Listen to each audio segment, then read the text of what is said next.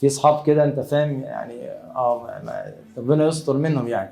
انت بتبقى ماشي جنبه قلقان من سوء الخاتمه اصلا، فاهم ازاي؟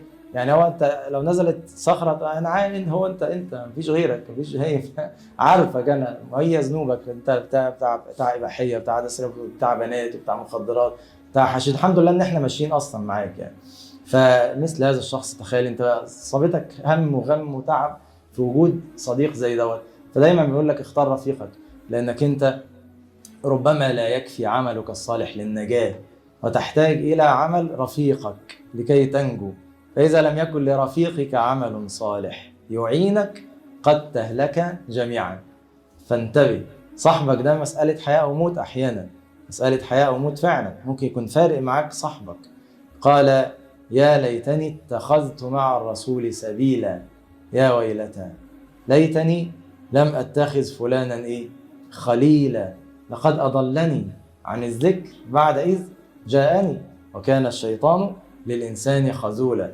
فعارفين عقبة بن أبي معيط أسلم قبل كده، بس أسلم جدعنة كده، كان عزم النبي عليه الصلاة والسلام على أكل، فالنبي عليه الصلاة والسلام قال له لا مش هاكل معاك وانت على الحالة ديت حتى تسلم.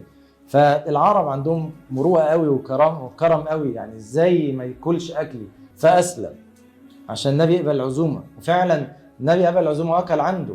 ويعني ممكن كان مع الضغط والبتاع كان ممكن يحسن إسلامه، لكن مين اللي قبله؟ أمية بن خلف. أمية بن خلف راح حكى له عملت والله حصل حوار كده كده فدخلت الإسلام عشان إيه؟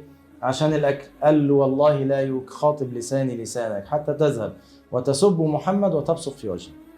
ففعل عليه لعنة الله وخرج من الإسلام مرة ثانية ولم يعد إليه مرة أخرى. عقبة بن أبي معيط هلك في قليب بدر، يوم بدر هلك، وهلك كافر، بل هو أشقى القوم، هو اللي وضع سل الجزور على ظهر النبي عليه الصلاة والسلام. أبو طالب بقى، ما أقول لك أبو طالب ده يعني كان فاضل له يعني شعرة، ولو قال لا إله إلا الله كان يبقى مع الملائكة أبو طالب ده، لكن ما زال عليه أبو جهل.